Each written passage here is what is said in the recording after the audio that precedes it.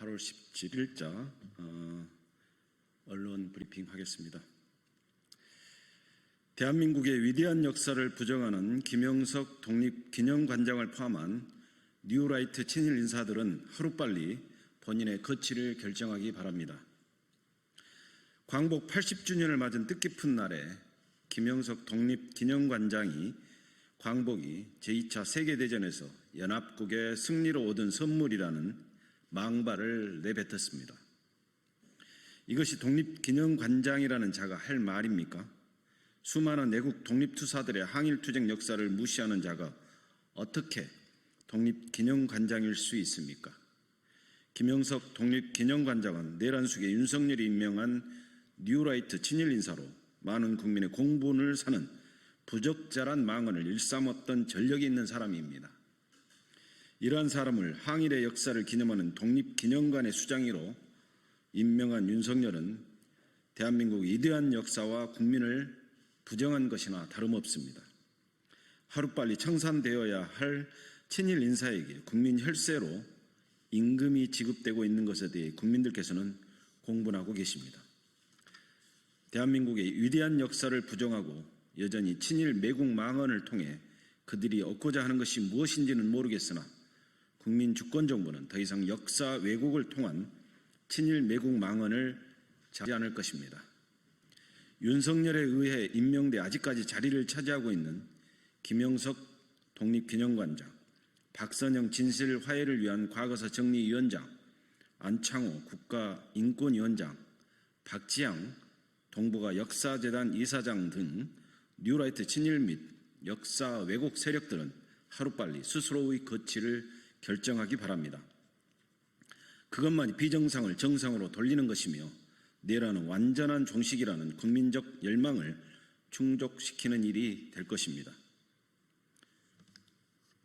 국민의힘은 평화가 두려운 것입니까? 아니면 남북 갈등을 통해 무엇을 얻고자 하는 것입니까?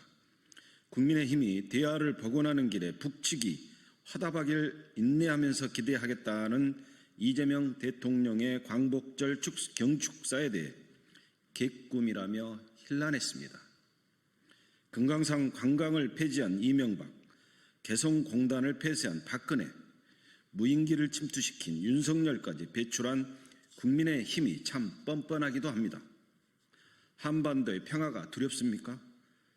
긴장과 갈등을 조장해 당리당략을 취하려던 국민의힘은 대북 문제에 대해 입을 열 최소한의 자격도 없습니다. 국민께서는 한반도 평화와 화합, 공존 공영을 바라십니다. 한반도에 긴장과 갈등이 생겨서 우리 국민께 생기는 이익은 없습니다.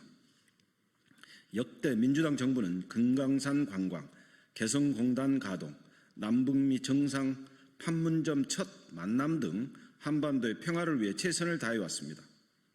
국민주권 정부도 한반도 평화를 위해 평화적 방법을 통해 최선을 다하고 있습니다. 국민의힘이 공당이라면 국민주권 정부의 한반도 평화를 위한 노력에 대한 망언을 중단하고 대북 무인기 침투와 군사 도발로 국가안보를 불안하게 했던 것에 대한 사과가 앞서야 할 것입니다. 북한과의 긴장관계를 유지하고 갈등을 조장해 제2, 제3의 북풍, 총풍을 일으키기 위해 앞장서온 국민의힘은 부끄러움을 알고 제발 자중하십시오.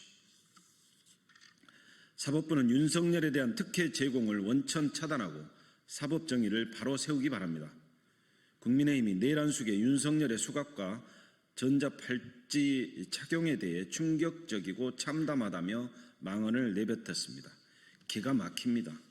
무력으로 헌법을 유린하고 국가와 국민을 겁박하려던 내란수계를 배출한 정당이 아직도 내란수계에 수화 노릇만 하고 있습니다. 국민께서는 김건희의 휠체어 쇼와 윤석열의 속옷 난동을 아직 똑똑히 기억하고 계십니다. 그런 국민 앞에 무슨 망언입니까? 내란수계에게 황제 의료 혜택까지 주어야 한다는 말입니까?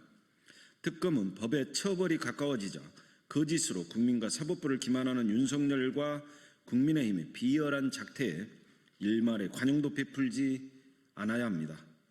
사법부는 법꾸라지 윤석열과 그 일당에 대해 대한민국의 헌법과 법률에 따른 법적 책임을 명백히 물어야 할 것입니다.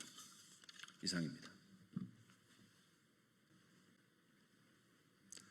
안녕하십니까. 국민의힘 수석대변인 최은석입니다.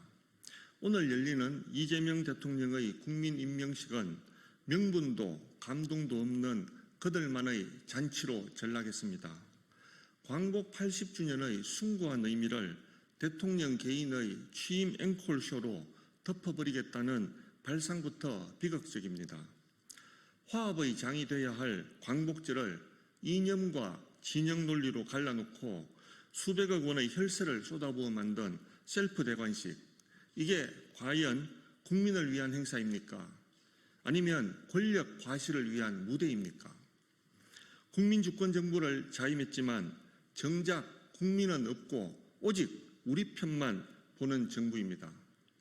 주식시장의 1,500만 소액 투자자들을 절망케 만든 이춘석의 내부자 거래, 입시 비리로 사법 처리된 조국 부부와 일본군, 위안군 피해 할머니들의 후원금을 빼돌린 윤미향까지 정의와 공정, 상식을 짓밟은 파렴치의 극치입니다. 인사도 마찬가지입니다.